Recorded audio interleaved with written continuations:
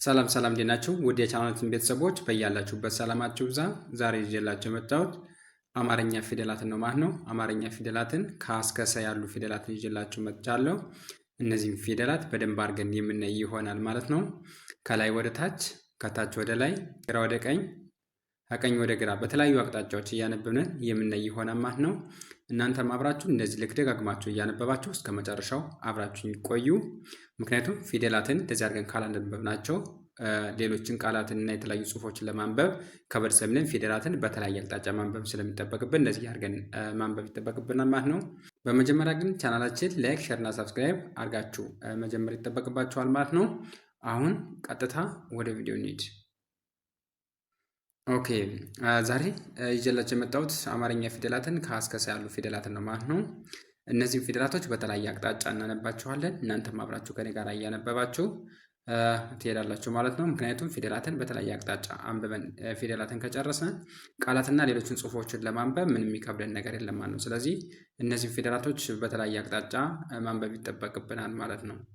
ከግራ ወደ ቀኝ፣ ከቀኝ ወደ ግራ፣ ከላይ ወደ ታችና ከታች ወደ ላይ አንብበን ፊደላትን በደንብ አድርገን ከለየን ማንኛውንም ጽሁፍ የምናገኘውን ማንኛውንም ጽሁፍ ማወቅ እንችላለን፣ ማንበብ እንችላለን ማለት ነው። ከዛ ውጭ ግን ፊደላትን ሳንለይ የተለያዩ ጽሁፎች እናነባለን ብንል አንችልም ማለት ነው። ምክንያቱም መሰረቱ ምንድን ነው? ፊደል ስለሆነ ማለት ነው። ስለዚህ ፊደላትን ጠንቀቅ አድርገን እናውቃለን ማለት ነው። ፊደላትን በደንብ አድርገን እናነባለን። እናንተም አብራችሁ ከኔ ጋር እያነበባችሁ ከመጀመሪያ ድምጾች እስከ ሰባተኛ ድምጾች ያሉ ፊደላትን ጠንቀቅ አድርጋችሁ እያንዳንዳችሁ መለማመድ ይጠበቅባችኋል ማለት ነው። አሁን አብረን እናንበባቸው። በመጀመሪያ ድምጻቸውን ልንገራችሁና ከዛ ደግሞ ፊደላትን አስቆጥራችኋለሁ። እናንተም አብራችሁ ከኔ ጋር እየቆጠራችሁ ተከታተሉኝ። ኦኬ አሁን እንግዲህ ከድምጻቸው ላይ ስንመጣ የመጀመሪያ ድምጾች ከሶስቱ የሀ ዝርያዎች በስተቀር ያሉት ሚል ድምጽ ይኖራቸዋል። ለምሳሌ ሀ፣ ሀ እነዚህ ሁለቱ ሀዎች፣ ሀ ደግሞ ሌላ ሀለች ብዙሃን ውሃ የምትባል ችኘቱ ሀሌታዋ ነች። ችኘቱ ሀ መርኋ ማለት ነው። ከነዚህ ከሶስቱ የሀ ዝርያዎች በስተቀር ያሉት ሁሎች ሚል ድምጽ ይኖራቸዋል። ቁልቁል ስናነበው ማለት ነው። ድምጻቸውን ለመለየት ቁልቁል አንበባቸው ነው። ድምጻቸውን ከመጨረሻ ላይ ከእናንተ አንደበት የሚመጣውን ድምጽ ነው እናንተ ድምጻቸውን ልትወስኑ የሚችሉ ማለት ነው። ለምሳሌ እኔ ሳነባውን ተረዱኝ እስኪ ተከተሉኝ። ለ፣ መ፣ ሰ፣ ረ፣ ሰ ብዬ ሳነብ ሚል ድምጽ ይኖራል አይደለ? ከአንደበቴ ላይ የሚወጣ ድምጽ እሱን ነው ድምጽ የምላችሁ ማለት ነው። ስለዚህ ከሶስቱ የሀ ዝርያዎች በስተቀር ያሉት አጠቃላይ የአማርኛ ፊደላት ሚል ድምጽ ይኖራቸዋል ማለት ነው። ሶስቱ የሀ ዝርያዎች ግን ከአራተኛ ድምጾቻቸው ጋር ተመሳሳይ የሆነ ድምጽ ይኖራቸዋል ማለት ነው። ለምሳሌ እዚህ ላይ ሀ ብለን አይደለ? ከዚህም ሀ እንላለን። ከዚህም ሀ ብለን አይደለ? ከዚህ ላይም ሀ እንላለን ማለት ነው። አራተኛ ድምጾች ጋር ተመሳሳይ የሆነ ድምጽ ይኖራቸዋል ማለት ነው። ከዛ ውጭ ያለው ግን ሁሉም ሚል ድምጽ ይኖራቸዋል ማለት ነው። ኦኬ ወደ ቀጣይ ክፍል ስንሄድ ወይም ወደ ሁለተኛ ድምጾች ስንሄድ ደግሞ ሁለተኛ ድምጾች አጠቃላይ ከሀ ወይም ከሁ እስከ መጨረሻ እስከ ፑ ያሉ ፊደላትን አጠቃላይ ስናይ ሚል ድምጽ ይኖራቸዋል ማለት ነው። አጠቃላይ ሁሎችን ፊደል ቁልቁል ስናነባቸው ሚል ድምጽ ይኖራቸዋል። ለምሳሌ እስኪ ልናያቸው። ሁ፣ ሉ፣ ሁ፣ ሙ እያለን እስከታች እስከ መጨረሻው ብንሄድ ሚል ድምጽ እናገኛለን ማለት ነው። ስለዚህ የመጀመሪያ ድምጾች ሚል ድምጽ አላቸው ብያችኋለሁ። ሁለተኛ ድምጾች ደግሞ ሚል ድምጽ አላቸው ብያችኋለሁ። ቀጣይ ደግሞ ወዴት እንሄዳለን? ወደ ሶስተኛ ድምጾች ማለት ነው። ሶስተኛ ድምጾች ደግሞ ምን አይነት ድምጽ አላቸው ማለት ነው? ሚል ድምጽ አላቸው። ለምሳሌ እስኪ ቁልቁል እናንበው። ሂ፣ ሊ፣ ሂ፣ ሚ፣ ሲ አያቸው አይደለ? ቁልቁል ስናነባቸው ሚል ድምጽ ይኖራቸዋል ማለት ነው። እነዚህ ሶስተኛ ድምጾች ናቸው። ወደ ቁልቁል ወይም ወደ ታች ስናነባቸው ነው ይህን ድምጽ ልታገኙ የምችል። ቁልቁል ስናነባቸው ነው እንጂ ወደ ጎን ስናነባቸው ድምጻቸው እየተለያየ ነው የሚሆነው። ኦኬ አሁን ደግሞ አራተኛ ድምጽ ላይ ደርሰናል። አራተኛ ድምጾች ደግሞ ምን አይነት ድምጽ አላቸው? ሚል ድምጽ አላቸው። ስናነብም አፋችን ከፈት አድርገን ነው የምናነባቸው ማለት ነው። እነዚህ ደግሞ ሚል ድምጽ ይኖራቸዋል። ለምሳሌ ተከታተሉኝ እስኪ። ሀ፣ ላ፣ ሀ፣ ማ፣ ሳ እያለ ይቀጥላል ማለት ነው።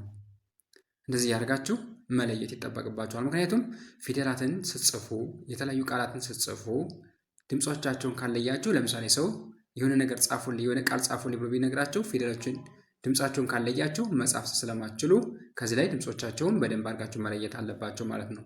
ድምጾቻቸውን ለያችሁ ማለት ፊደሎችን አወቃችሁ ማለት ነው በሌላ አባባል። ምክንያቱም ድምፃቸውና ፊደሎች ምንም ልዩነት ስለሌለው ማለት ነው። ፊደላትን አወቅንም ማለት ድምፃቸውን አወቅነን ነው። ድምፃቸውን አወቅንም ማለት ደግሞ ፊደላትን አወቅነን ነው ማለት ነው። ስለዚህ እንደዚህ እያደረጋችሁ በድምፃቸው መያዝ ትችላላችሁ ማለት ነው። ቀጣይ ደግሞ አምስተኛ ድምፆች ወይም ባለቀለበቶች ላይ ስንሄድ ደግሞ እነዚህ ደግሞ ኤ ሚል ድምፅ ይኖራቸዋል። ኤ ሚል ድምፅ ይኖራቸዋል። እስክንያቸው ወርታች ሄ፣ ሌ፣ ሄ፣ ሜ እያለ ይቀጥላል።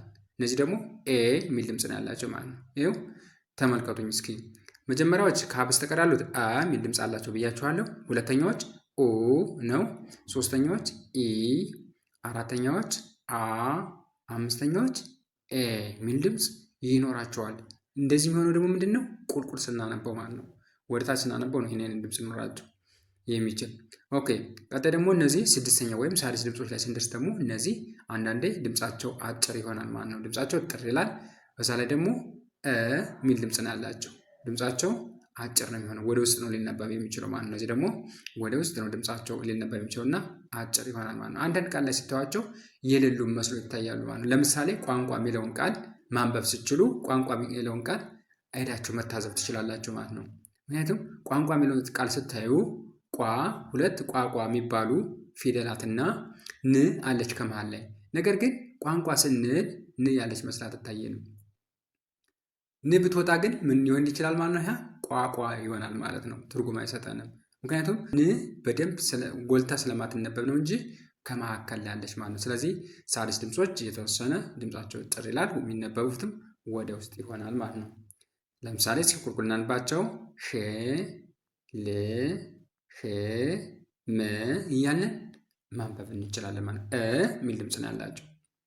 ኦኬ ወደ ሰባተኞች እና ወደ መጨረሻዎች ድምፅ ስንሄድ ደግሞ እነዚህ ቀለል ያሉ ናቸው። ማንኛውም ሰው አያስቸግራቸውም። እነዚህ በጣም ቀለል ያሉ ናቸው። ምን አይነት ድምፅ ነው ያላቸው? እነዚህ ኦ ሚል ድምፅ ይኖራቸዋል ማለት ኦ።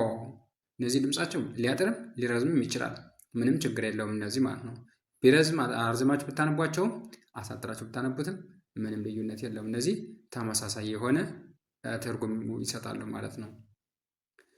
ኦኬ ስለዚህ እስኪናያቸው እነዚህን ሰባተኛ ድምፆችን ሆ፣ ሎ፣ ሆ፣ ሞ እያለ ስናነብ ባያችሁ አይደለ? መጨረሻ ላይ ኦ ሚል ድምፅ ይኖራቸዋል ማለት ነው። ሌላ ደግሞ አንድ ሳልነግራችሁ ማላልፍ ነገር ምንድን ነው? የመጀመሪያ ድምፆችና አራተኛ ድምፆች ለሚታጣባችሁ ተማሪዎች ማለት ነው። የመጀመሪያ ድምፆች እነዚህና አራተኛ ድምፆች ለሚታጣባችሁ ተማሪዎች እንዲሁም ሶስተኛ ድምፆችና ስድስተኛ ድምፆች ለሚታጣባችሁ ተማሪዎች ማለት ነው።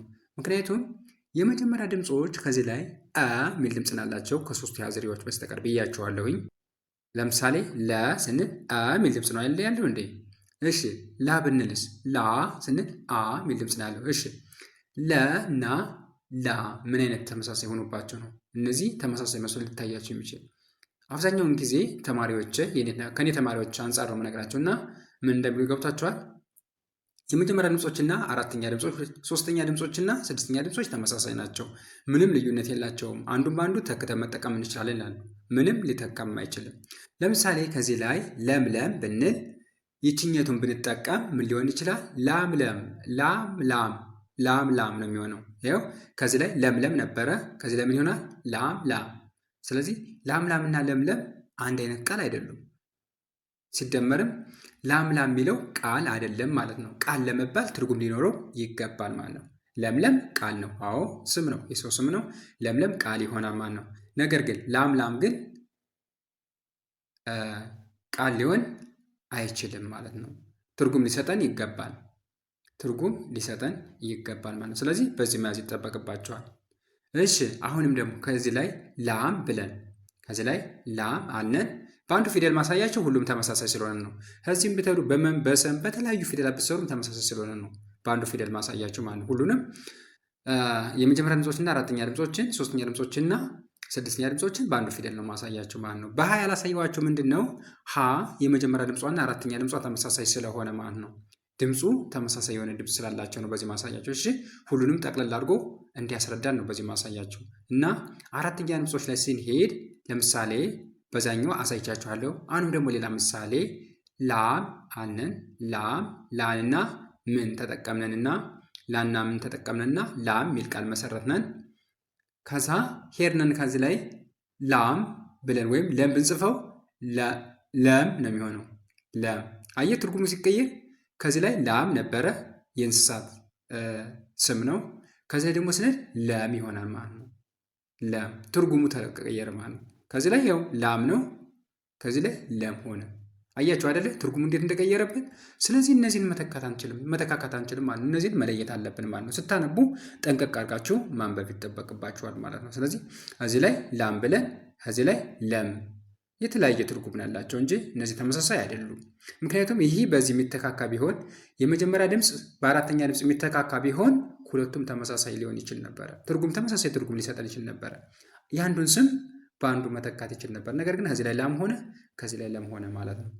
ስለዚህ እነዚህ የተለያዩ ድምፆች መሆናቸውን መለየት ይጠበቅባቸዋል ማለት ነው። እንደዚህ እያደረጋችሁ ማንበብ አለባችሁ። ኦኬ ሌላ ሶስተኛ ድምፆችና ስድስተኛ ድምፆች አሁንም ደግሞ ለሚመሳሰሉባቸው ማለት ነው።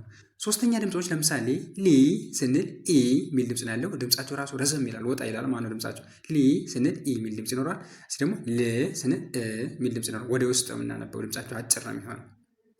ይኸው ከዚህ ላይ ሊ ስንል ኢ የሚል ድምፅ አላቸው። እዚህ ደግሞ ል ስንል እ የሚል ድምፅ ይኖራቸው ማለት ነው።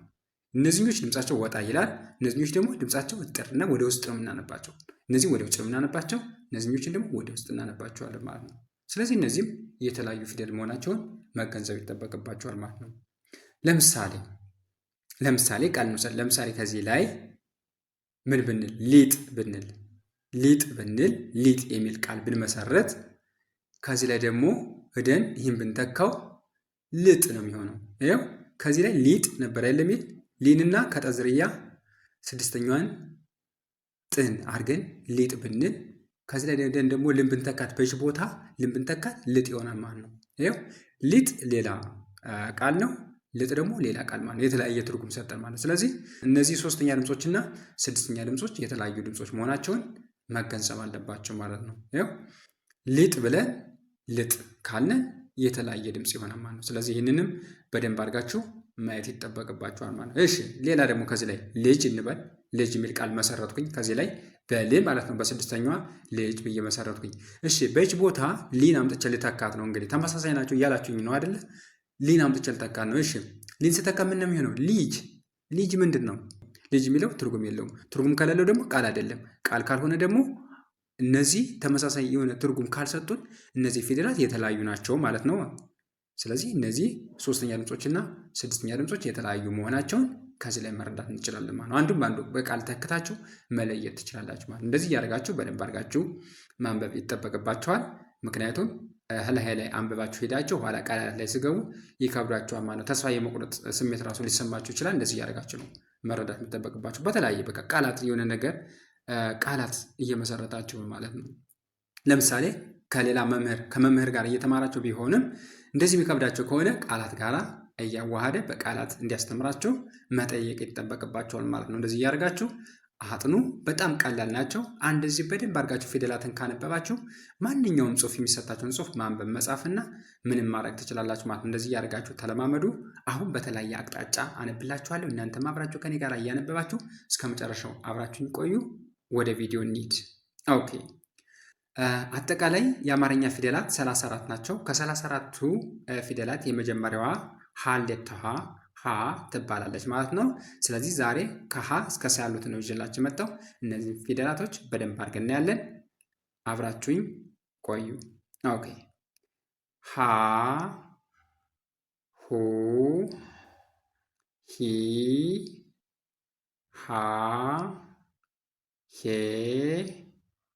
ህ ሆ ስታነቡ ልክ ፊደላትን እያያችሁ ምን አይነት ቅርጽ እንዳላቸው የመጀመሪያ ድምፆች፣ ሁለተኛ ድምፆች፣ ሶስተኛ ድምፆች፣ አራተኛ ድምፆች፣ 5፣ 6፣ 7 እያላችሁ አጠቃላይ እነዚህ ድምፆች ምን አይነት ቅርጽ እንዳላቸው ሁላ እያያችሁ ማንበብ ይጠበቅባቸው እንጂ ሀ ሁ ሂ ሃ ሄ ህ ሆ እያላችሁ ብታነቡ ምንም ትርጉም የለም። ቅርጾቻቸውን ለምሳሌ የሚያመሳስላቸው አለ።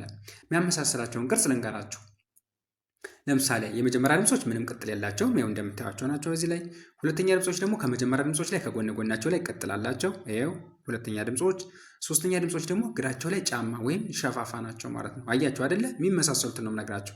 ሌላ ደግሞ ከአምስተኛ ድምፆች ላይ ስንሄድ ደግሞ አሁንም ቀለበት አላቸው ማለት ነው። እግራቸው ላይ አጠቃላይ እስከ መጨረሻው ብትሄዱ ቀለበት አላቸው ማለት ነው። በየት በኩል? በቀኝ እግራቸው ላይ ቀለበት አላቸው። ቢያንስ እነዚህን ደግሞ የተወሰነ እንትን መውሰድ ትችላላችሁ ማለት ነው።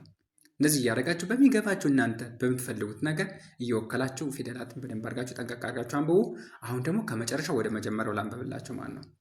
እሺ ከመጨረሻው ወደ መጀመሪያው ወይም ከቀኝ ወደ ግራ ስመለስ ደግሞ ሆ፣ ህ፣ ሄ፣ ሃ፣ ሂ፣ ሁ፣ ሃ።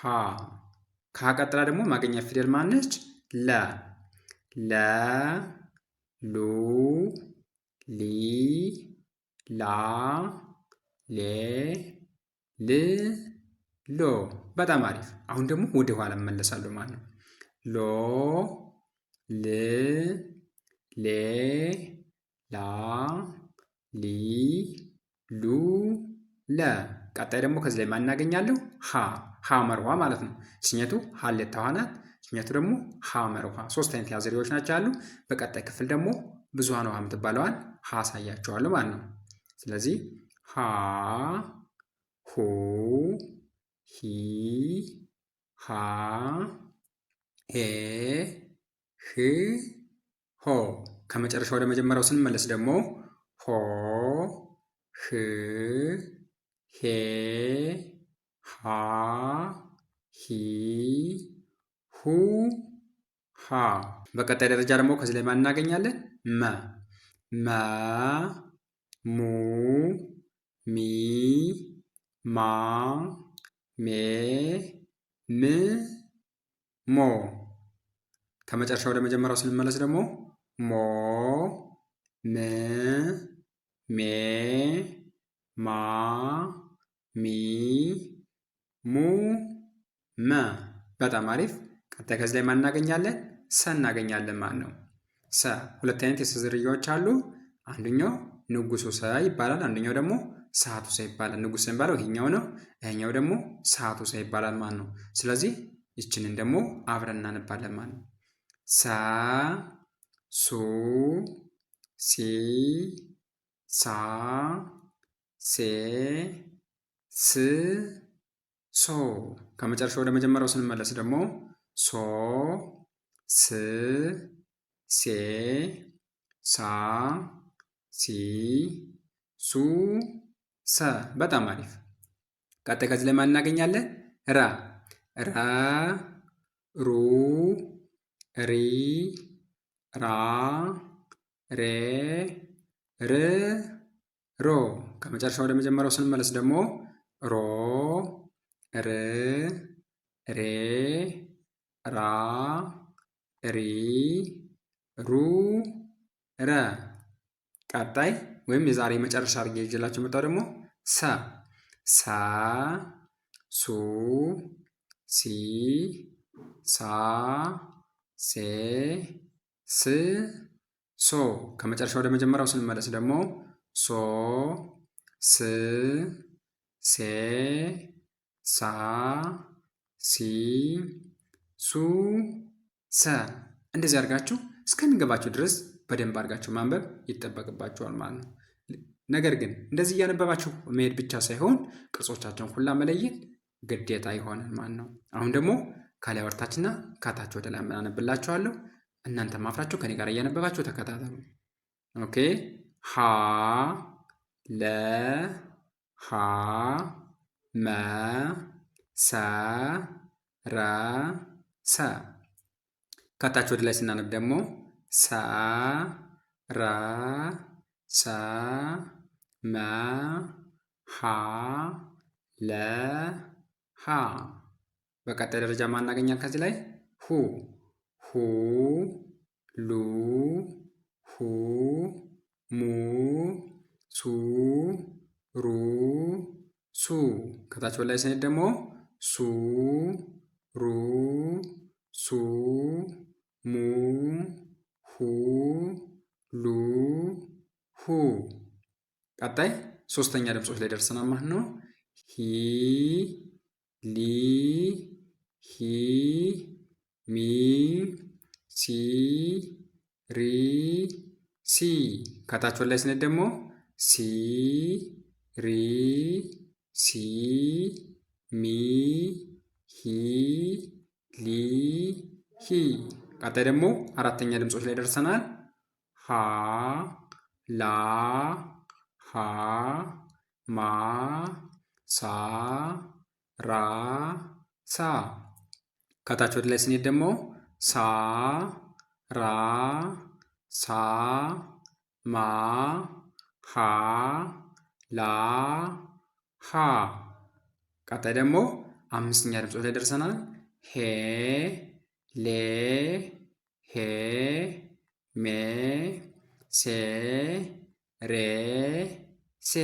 ከታች ወደ ላይ ስንሄድ ደግሞ ሴ ሬ ሴ ሜ ሄ ሌ ሄ።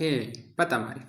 ቀጣይ ደግሞ ስድስተኛ ድምጾች ህ ል ህ ም ስ ር ስ። በጣም አሪፍ። ቀጣይ ደግሞ ከታች ወደ ላይ ደግሞ ላንበላችሁ ስ ር ስ ም ህ ል ህ። ቀጣይ ደግሞ የመጨረሻ ድምጾች ወይም ሰባተኛ ድምጾች ላይ ደርሰናል። ሆ ሎ ሆ ሞ ሶ ሮ ሶ። አሁን ደግሞ ከታች ወደ ላይ አነብላችኋለሁ። ሶ ሮ ሶ ሞ ሆ ሎ ሆ።